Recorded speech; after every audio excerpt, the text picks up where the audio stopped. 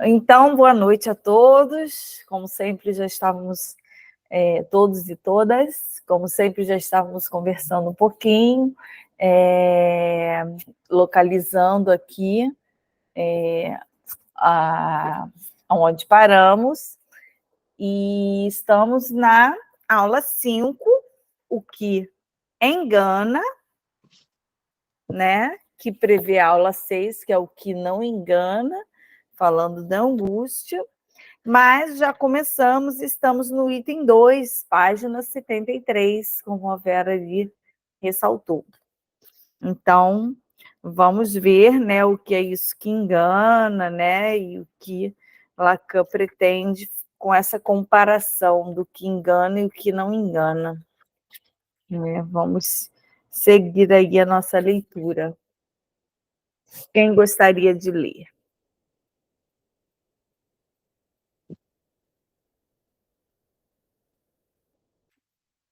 Posso começar? Pode. Sim. Que ótimo! E agora que ele está com o livrinho dele novo, gente, ninguém segura. Bom. É isso aí, Ricardo. Vamos que vamos. Muito bem. O significante, disse Eliseu a certa altura, é um traço, porém um traço apagado. O significante, eu lhe disse em outra ocasião, distingue-se do signo, porque o signo é o que representa alguma coisa para alguém, ao passo que o significante é o que representa um sujeito para um ser significante. Poremos isso à prova no que concerne àquilo do que se trata. Aquilo de que se trata é nossa relação angustiada com um objeto perdido, mas que certamente não está perdido para todo mundo. Vou mostrar-lhes onde ele se encontra, porque não basta esquecer uma coisa para que ela não continue a existir, só que não sabemos mais reconhecê-la. Para encontrar o objeto, conviria voltarmos ao tema do traço. Esse pequeno pedaço aqui, esse trecho, eu já fiz uma lembrança aqui do texto do Freud, o quadro mágico. Uhum. Vocês lembram desse texto dele? O bloco mágico, sim. Bloco mágico, isso. O bloco mágico. Você faz uma escrita, depois você levanta e apaga, mas uma marca ficou lá embaixo. Tem uma rasura que não se apaga, né? Isso. Né? Para lhes avivar o interesse por essa busca, vou dar-lhes de imediato 2 flashes sobre o tema de nossa experiência mais comum. É evidente a correlação entre o que estou tentando desenhar-lhes e a fenomenologia do sintoma histérico, no sentido mais amplo, pois não nos esqueçamos de que não existem apenas pequenas histerias. Há também as grandes. Há anestesias, paralisias, escotomas, estreitamento do campo visual. A angústia não aparece na histeria exatamente na medida. Desculpe, eu que me perdi. Tá. Desculpa. A angústia não aparece na histeria exatamente na medida em que essas faltas são desconhecidas. Há uma coisa que muitas vezes não é percebida, que vocês não põem em jogo, mas que explica toda uma parte do comportamento do obsessivo. Em sua maneira particularíssima de tratar o significante, ou seja, de pô-lo em dúvida, de poli-lo, apagá-lo, triturá-lo, fazê-lo em pedacinhos, portar-se com ele como Lady Macbeth, com o maldito vestígio de sangue, o obsessivo, por um caminho sem saída, mas cuja meta não deixa dúvidas, opera justamente no sentido de encontrar o signo por baixo do significante. Aí tem um termo alemão aí. Marcha. Sabe o que significa? Quer dizer, desacontecer a inscrição da história.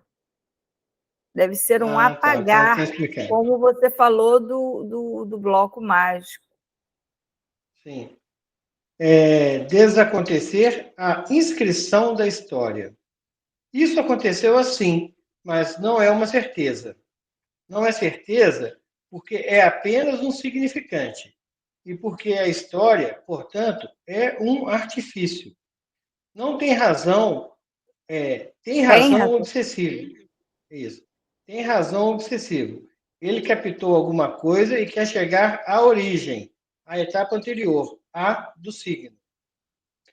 Agora tentarei fazer com que vocês percorram o caminho no sentido inverso. Não foi à toa que hoje parti de nossos animais de laboratório. Afinal, poderíamos abrir-lhes as portas e ver o que eles fazem, por sua vez, com o traço. Não é propriedade unicamente do homem apagar vestígios, operar com vestígios. Vemos animais apagarem seu rastro. Vemos até comportamentos complexos que consistem em enterrar um certo número de vestígios, de dejetos, por exemplo, o que é muito conhecido entre os gatos.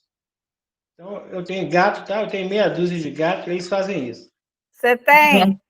Ai, Eu já cheguei a você ter tem 40 cachorro. gatos na minha Tem casa. cachorro. Nossa, Mas os cachorros também, né? Assim, enfim, gatos, cachorros, animais muito próximos da linguagem, eles nos surpreendem bastante.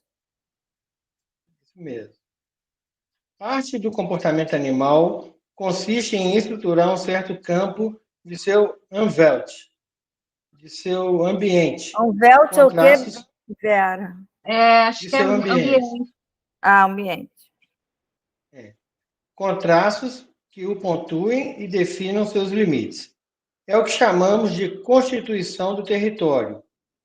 Os hipopótamos fazem isso com seus dejetos e também com o produto de certas glândulas, que neles, se bem me lembro, são perianais. O cervo esfrega sua galhada contra a casca de certas árvores, o que tem o alcance de uma demarcação de traços. Não quero estender-me aqui na infinita variedade do que uma zoologia desenvolvida pode ensinar-lhes a esse respeito. O importante é o que tem a lhes dizer no que concerne ao apagamento dos traços. O animal, eu lhes disse, apaga seu rastreio, seu rastro e cria rastros falsos. Mas será que com isso cria significantes? Há uma coisa que o animal não faz. Ele não cria rastros falsos. Isto é, rastros tais que sejam tomados como falsos, embora sejam os vestígios de sua verdadeira passagem. Fazer rastros falsamente falsos é um comportamento que não direi essencialmente humano, mas essencialmente significante. É aí que está o limite. É aí que se presentifica o sujeito. Quando um traço é feito para ser tomado por um falso traço, sabemos que há aí um sujeito falante. Sabemos que há aí um sujeito como causa. A própria ideia de causa não tem outro suporte senão esse. Depois, tentamos estendê-la ao universo, mas a causa original é a causa de um traço, que se apresenta como vazio, que quer fazer-se passar por um falso traço. O que quer dizer isso? Quer dizer, de forma indissolúvel, que o sujeito, ali onde nasce, dirige-se ao que chamarei sucintamente de forma mais radical da racionalidade do grande outro. Esse comportamento, com efeito, não tem outro alcance possível senão o posicionar-se no lugar do grande outro numa cadeia de significantes, que têm ou não a mesma origem, mas constituem o único termo de referência possível para o traço transformado em significante. Interessante que ele está falando de significante aqui, mas está me lembrando muito a pulsão, né? Porque os animais, já que ele está comparando, né? Eles não deixam traços como pistas. eles não deixam traços como significantes, eles não deixam traços como algo que você vai associar a outros traços, né? Porque no instinto a gente tem isso aqui, e na pulsão a gente tem isso aqui. Então, na pulsão, a gente tem traços. Na pulsão, a gente não se fecha, né? O animal, ele vai lá, caça, ele vive, ele se alimenta, ele morre, ele nasce, ele cresce, ele vai... O animal selvagem, apartado da linguagem, né? E na pulsão, a gente nunca fecha esse objeto, porque a gente deixa rastros para o outro, né? A gente deixa rastros como significantes, a gente deixa rastros porque a gente não fecha um objeto que nos completa, né? Então, é bem interessante pensar nessa ideia do rastro como significante e também no rastro como pulsão. Uhum. Eu consegui pensar aqui, lá no primeiro parágrafo, né, quando começa lá o animal, lá nas três últimas linhas, esse rastro é um rastro de existência do sujeito, né? Ele coloca assim, ó, é aí que se presentifica o sujeito. A frase dele lá. E onde há sujeito, há rastros de significantes, porque há rastros faltosos, há rastros de pulsão. Onde há o animal, que ele está comparando aqui, são rastros objetivos de funcionamento que se cumpre no início, meio e fim. Isso, se encerra naquilo ali. Se né? encerra. Ele, Se encerra. E aqui vamos ver com o sujeito o que ele vai fazer, porque quando ele afirma também aqui a questão da... Aqui, ó, chamarei sucintamente de forma mais radical da racionalidade do grande outro. Então, isso aqui foi fator fundante para o sujeito, porque esse grande outro, ele fez uma nomeação que o sujeito vai entender como algo ali para ele fazer alguma coisa com aquele significante. Ele foi falado. Né? foi Sempre o significante implica o outro, que é diferente dos animais. Bom, de modo que vocês captarão aí que o que originalmente alimenta a emergência do significante é a meta de que o grande outro real, não saiba. Ele não sabia, enraiza-se no ele não deve saber. Peraí. O ele não sabia, enraiza-se no ele não deve saber. O significante de certo revela o sujeito, mas apagando seu traço. Engraçado que ele volta sempre a isso. Está lá no início do seminário, né? Ele não sabia, mas ele não devia saber, né? E ele remete a Hamlet, enfim. Essa frase ele sempre retorna. Agora, esse esquema aí, vamos lá. Azinho, azão, sujeito barrado. Esquema do traço apagado. Será que é isso que engana? Vamos ver o que ele explica embaixo. No início, portanto, existe um A, o objeto da caça, e um grande A, o objeto intervalo, que a gente busca, né? No intervalo entre os quais aparece o S. Aqui o S está sem barra, não é isso? Aparece o sujeito S. Eu acho que é esse esquema aqui, ó. Vai lá. Porque no texto aqui o S está sem barra, na minha Não, impressão. eles começam sem barra. Eles começam sem barra, como se fosse psicose. E a barra, ela vem mostrando que o sujeito é incompleto, que ele deseja. Mas vamos lá. No início, portanto, existe um A, o objeto buscado, porque ele é o perdido, está aqui. Resto, causa de desejo. Ele é o objeto perdido, então ele é o objeto da caça. E tem um A, um grande A, no intervalo entre os quais aparece o sujeito também não barrado, né? Aqui eles não têm a barra ainda, é que eu já coloquei, mas não tem a barra ainda. Com o nascimento do significante da linguagem, né? Mas como barrado, como não sabido, né? Todo posicionamento posterior do sujeito repousa na necessidade de uma reconquista desse não sabido original, dessa busca pelo objeto A, perdido. Uhum. Deu para entender, gente? Uhum. Senão eu apago aqui e faço de novo. É aqui, ó, o esquema original da psicose é o S e o A.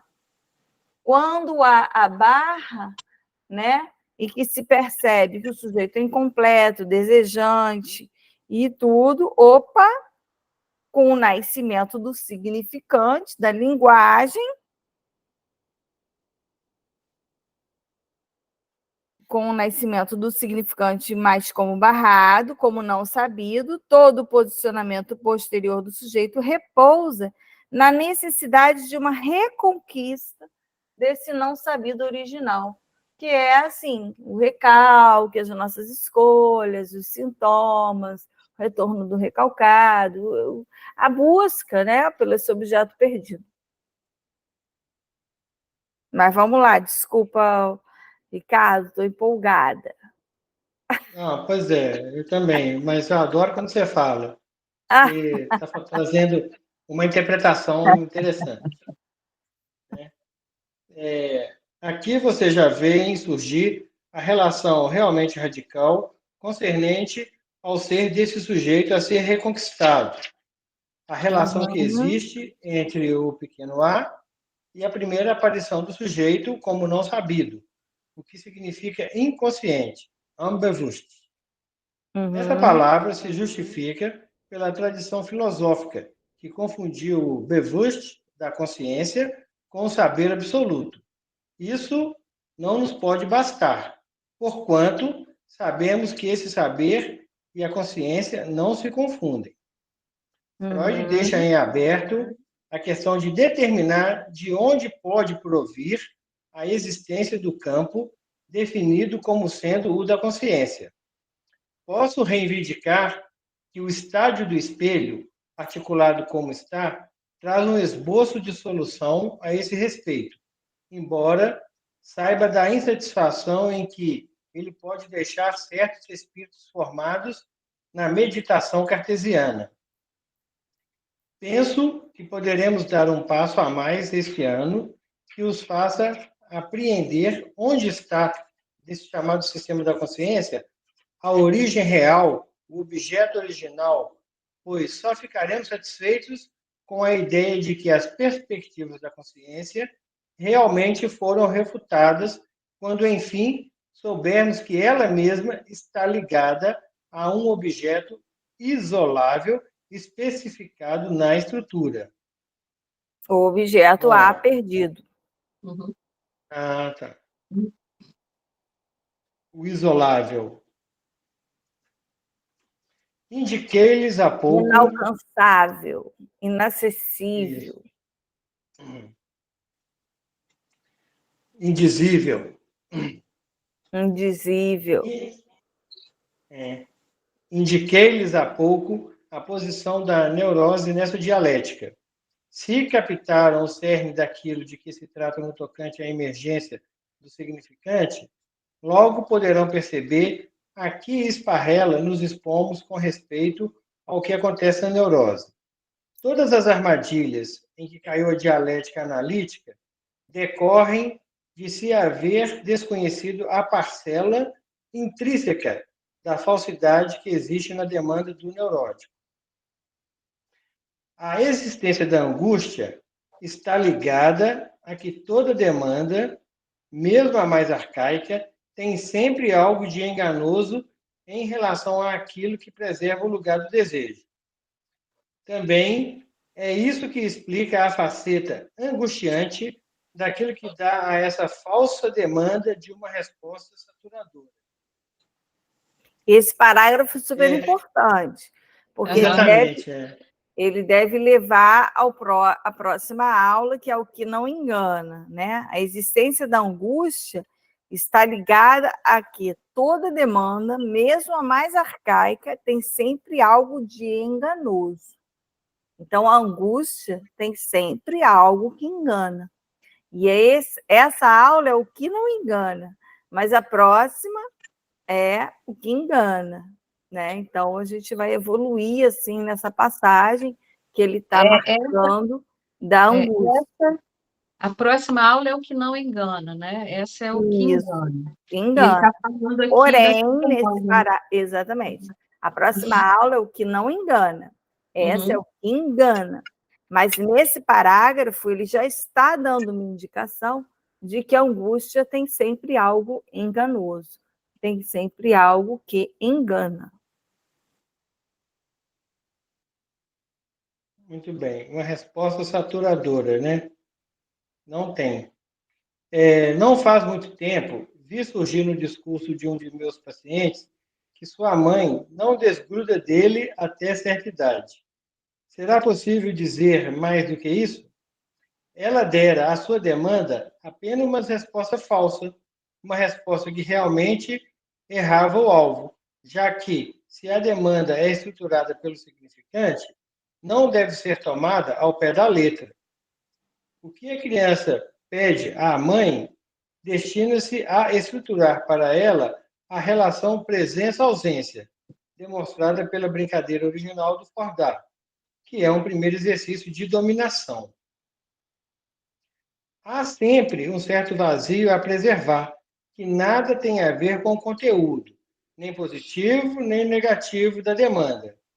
É de sua saturação total que surge a perturbação em que se manifesta a angústia. Olha que interessante. Então, ele está dizendo que a angústia é algo que engana. Depois vai dizer que não engana, mas ela tem essa dupla vertente, né?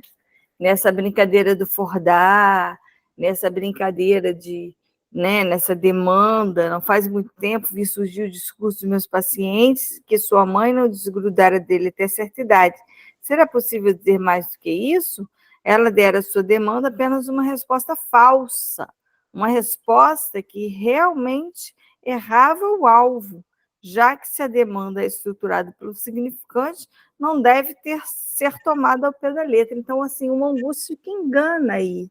Um exemplo de uma angústia que engana, né? Que é essa aula. E depois ele vai dizer, né? Vai trazer, a gente vai estudar o que a gente sempre ouviu falar em Lacan e em Freud, né? Que a angústia não engana, né? Não é isso, Pois Vera? aqui Ou eu estou equivocada?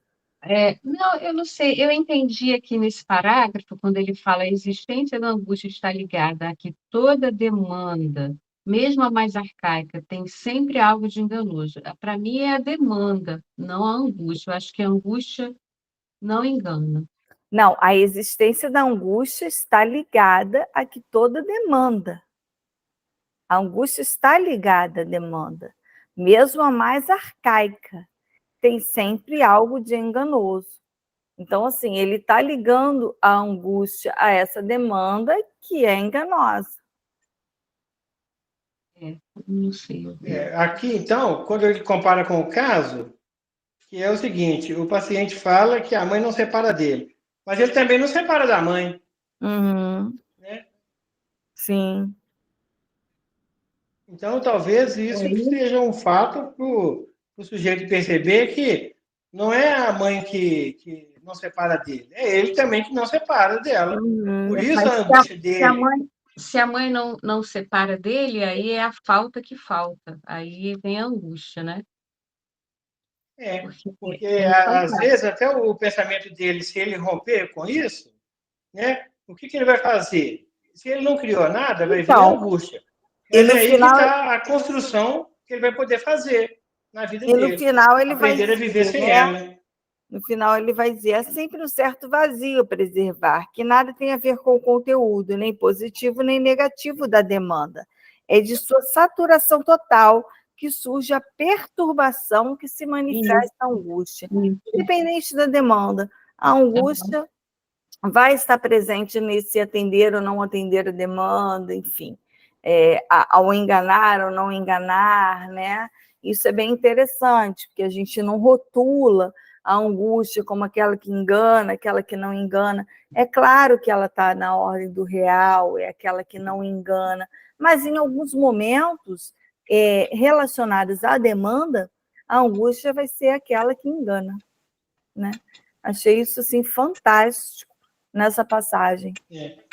Naquele texto, Márcia, naquele texto... Ainda não li! Ele fala lá um pouquinho. Então vou deixar, porque fala da angústia de castração e angústia de abandono, tá?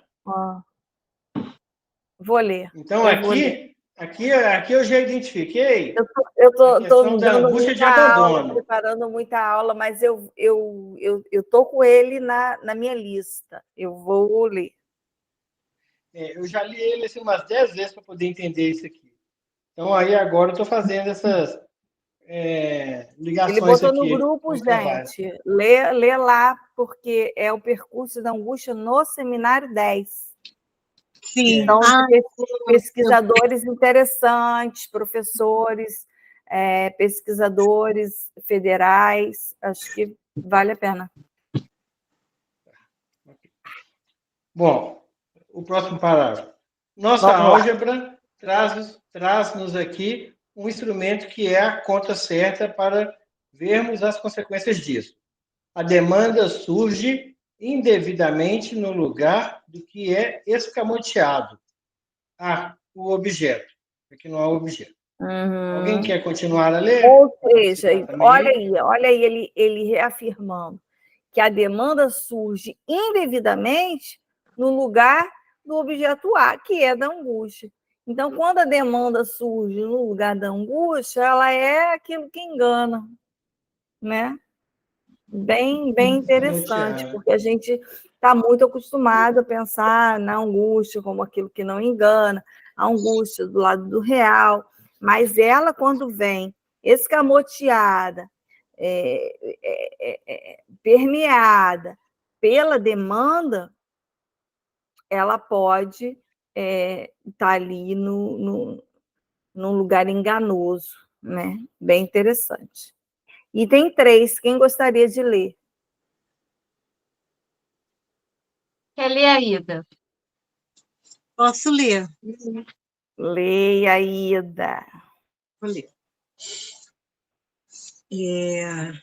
O que é uma álgebra, senão algo de muito simples, que se destina a fazer passar para o manejo, para o estado mecânico, sem que vocês tenham que compreendê-la? Uma coisa muito complicada? É muito melhor que seja assim. Sempre me disseram na matemática. Basta que a álgebra seja corretamente construída.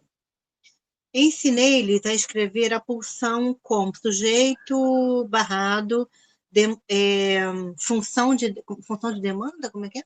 Isso? Demanda. Aqui ele fala corte, né? Espera aí que eu vou tirar foto. Tirei fotos. Espera aí, deixa eu voltar. Que é uma álgebra, senão algo muito simples, se destina a fazer passar para o manejo, para o estado mecânico, sem que vocês tenham que compreendê-la como uma coisa muito complicada. É muito melhor que seja assim. Sempre me disseram na matemática. Basta que a álgebra seja corretamente construída. Vamos passar para ver onde ele quer chegar. Ensinei-lhes a escrever a pulsão com S barrado, função demanda. O que se deve ler S barrado, corte de D maiúsculo a demanda. Voltaremos a esse corte. Quer continuar? Eu só quis voltar um pouquinho. De qualquer modo, vocês começaram há pouco a ter uma certa ideia de que o que se trata de cortar é o impulso do caçador, mas a maneira como lhes ensinei a escrever a pulsão já lhes explica por que foi nos neuróticos que as pulsões foram descritas. Foi justamente na medida em que a fantasia, sujeito S barrado, né, pulsão de A, isso? Uhum. Apresenta-se no neurótico de maneira privilegiada, como S barrado, pulsão de demanda. Pulsão demanda? Então, S barrado, pulsão de A é a fórmula da fantasia. S barrado, pulsão demanda é como ele resolve escrever a pulsão. Para mim é novidade. É o sujeito se protegendo da demanda. A pulsão é o sujeito barrado se protegendo, porque esse com e sem, esse símbolo da punção, é uma proteção. Ele está se protegendo da demanda. A fantasia é o sujeito barrado se protegendo do objeto. Uhum. Em outras palavras, foi um engodo da estrutura fantasística do neurótico que permitiu dar esse primeiro passo, que se chama pulsão. Freud a designou sempre perfeitamente, sem nenhuma espécie de oscilação, de triebe. Essa palavra tem uma história no pensamento filosófico alemão, sendo absolutamente impossível confundi-la com o termo instinto. Graças a isso, ainda recentemente, mesmo na Standard Edition, e se não me falha a memória, no texto de inibição, sintoma e angústia, encontrei traduzido por instinto, necessidade de instinto, né? Algo que se diz, alguma coisa no texto alemão. A simples substituição de Não vou falar essa palavra. por need, se quisermos, seria uma boa tradução do alemão para o inglês. Por que acrescentar esse instintual que absolutamente não está no texto e que é o bastante para falsear todo o sentido da frase? Uma pulsão nada tem a ver com... Exatamente. Essa é aquela velha discussão da pulsão e do instinto. Freud escreveu instinct e trieb. E os ingleses traduziram por instinct e instinct. Como que você vai ler um texto com dois termos falando a mesma coisa, sendo que Freud estava falando de coisas diferentes? Um instinto aqui que se completa do animal, né? E a trieb, pulsão, que não tem uma tradução para o português, que foi um consenso entre a comunidade psicanalítica ser considerada o nome pulsão. E aí ele está fazendo essa observação aqui, tá? Dos termos, das tentativas e tal, para não ficarmos com instinto, que isso é absurdo. Uhum. Não tenho objeções a fazer a definição de algo que se possa chamar de instinto, nem tampouco ao uso do costumeiro da palavra, como, por exemplo, ao se chamar de instintos as necessidades que os seres vivos têm de se alimentar. Mas a pulsão oral é outra coisa. Ela concerne a erogenidade da boca, o que nos leva imediatamente a um problema. Por que se trata apenas da boca? Por que não também da secreção gástrica, já que há pouco falamos dos cães de Pavlov?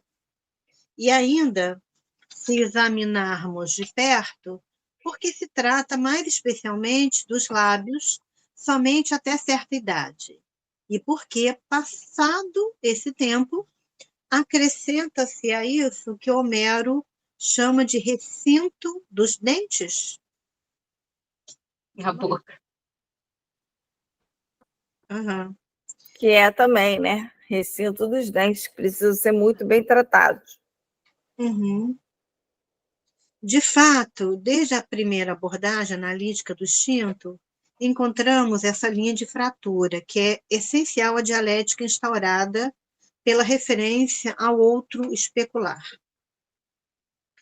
Eu pensava ter lhes trazido, mas não encontrei em meus papéis a frase de Hegel da fenomenologia do espírito, que lhes fornecerei da próxima vez, na qual se diz formalmente que a linguagem é trabalho e que é por ela que o sujeito faz seu interior passar para o exterior. A frase é tal que fica bem claro que se trata de um side-out, como se diz em inglês. Trata-se realmente da metáfora da luva virada pelo avesso. E da nossa banda de Moebius, capa do Seminário da Angústia, que é o dentro e o fora. Na terceira dimensão, não é o desenho do infinito, nem o desenho do 8, não. Há um corte, uma costura, com uma torção, já fiz com os alunos, mas já perdi todas, estava tudo colado aqui. É um corte, uma costura, com uma torção, aonde as formigas, se você observar bem, assim fica melhor. Elas estão fora, de repente dentro, fora, dentro, fora, dentro. Isso é uma nova concepção do inconsciente para Lacan, aonde estamos dentro e fora, estamos aqui, estamos rindo, estamos, né? O inconsciente não é um receptáculo de coisas recalcadas, abandonadas, que a gente precisa abrir um baú e descobrir, né? Essa é uma nova abordagem do inconsciente na contemporaneidade. E já estava em Freud, quando Freud escreve Psicopatologia da Vida Cotidiana, que ele fala dos lapsos, ele fala de Signorelli, ele fala de homofonias, ele fala de o inconsciente aqui e agora, né? Embora ele tenha feito um esquema de inconsciente aonde ele separa consciente de inconsciente, ele tenta fazer isso porque ele tenta tornar a psicologia uma ciência, né? Então ele tenta fazer isso tudo, mas ao mesmo tempo ele faz psicopatologia da vida cotidiana, que é totalmente o que Lacan faz com a homofonia.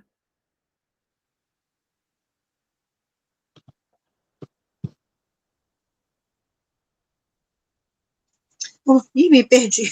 Estava aqui também, olhando gente, você falando. Não, desculpa, estou empolgada. Nada. Assim, tá. Mas se acrescentei a essa referência... 79, né? Isso, 78. 78. Mas se acrescentei a essa referência a ideia de uma perda, foi na medida em que alguma coisa aí não sofre essa inversão, na medida em que em cada etapa sobra um resíduo, que não é passível de inversão, nem tampouco de significação no registro articulado. Não nos causará surpresa que essas formas do objeto nos apareçam sob a forma que é chamada de parcial. Esse fato nos impressionou o bastante para que as nomeássemos como tais, sob a forma seccionada. Por exemplo, quando somos levados a fazer intervir o objeto correlativo à pulsão oral, falamos do mamilo materno.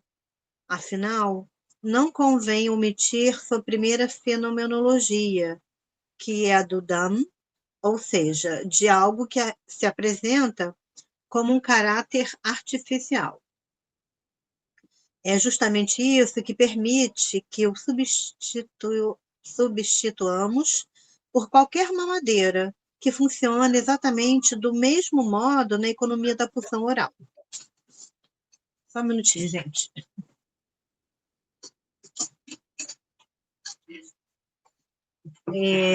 As referências biológicas, as referências à necessidade são essenciais, é claro. Não se trata de as rejeitarmos, mas desde que percebamos que, de fato, a diferença estrutural muito primitiva introduz rupturas nelas, cortes, introduz de imediato a dialética significante. Haverá nisso alguma coisa que seja impenetrável, a uma concepção que chamarei de o que há de mais natural. O que há de mais natural. Teria como alguém seguir, sabe por quê? Eu estou aqui, invadi um quarto, né? Eu estou precisando sair desse quarto. Tá. Uhum. Eu posso continuar. Tá.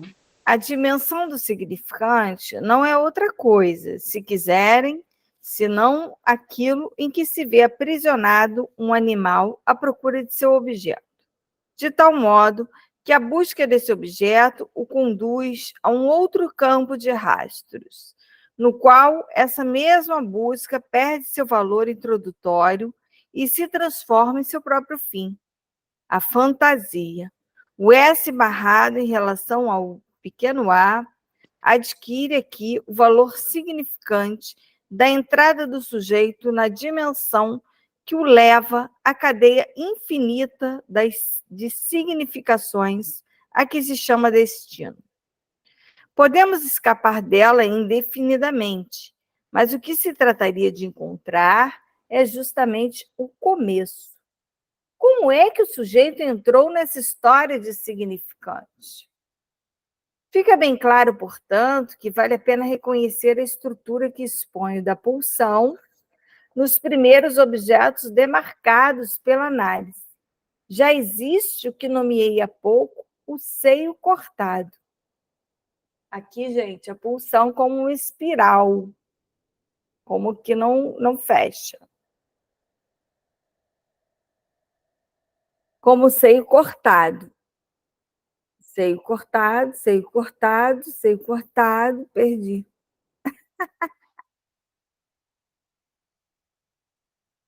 Tá Achei. no início da Mais página. tarde, quando a demanda é feita à mãe, se inverte numa demanda da mãe. Há um objeto chamado símbolo. Não entendemos qual seria o privilégio desse objeto, a não ser pelo fato de que também ele está relacionado com uma zona chamada erógena. É preciso ver que também nesse caso, a zona em questão é separada por um limite de todo o sistema funcional que ele atinge, e que é muito mais vasto. Entre as funções excretoras, porque o ânus, se não por sua função determinada de esfíncter, que contribui... Não, desculpe, é uma pergunta. É preciso ver que também, nesse caso, a zona em questão é separada por um limite de todo o sistema funcional que ela atinge, e que é muito mais vasto. Entre as funções excretoras, por que o ânus, se não por sua função determinada de esfíncter, que contribui para cortar um objeto? É esse corte que dá valor, dá ênfase ao objeto anal. Contudo, o que ele pode vir a representar, não simplesmente de dom, como se costuma dizer, mas de identidade. A função eventual que lhe é dada na teoria analítica, a título de relação de objeto, não digo desde ontem, mas de anteontem, acha-se justificada pelo que digo aí, exceto, no entanto, que equivale a falsear tudo, ver nela um modo, do mundo, do analisando, em que um processo de maturação permitiria o restabelecimento progressivo de uma suposta reação total ou autêntica. Não. Trata-se apenas de um dejeto que designa a única coisa que importa, ou seja, o lugar de um vazio. Aí virão situar-se, como lhes mostrarei, outros objetos muito mais interessantes. Vocês os conhecem, aliás. mas não sabem onde colocá-los. Por hoje, considerem reservado o lugar desse vazio. É aí, né? Ele está anunciando, porque nesse seminário 10 ele vai tratar o olhar, a voz, a caixa acústica da escuta, do ouvido. Então, assim, há muito mais objetos do que os que foram delimitados por Freud. Uma vez, aliás, que algo em nosso projeto não deixará de evocar a teoria existencial e até existencialista da angústia, vocês estão certos ao dizer que não é à toa que aquele que podemos considerar um dos pais da perspectiva existencial, pelo menos na época moderna, não deixou de se interessar pelo vazio.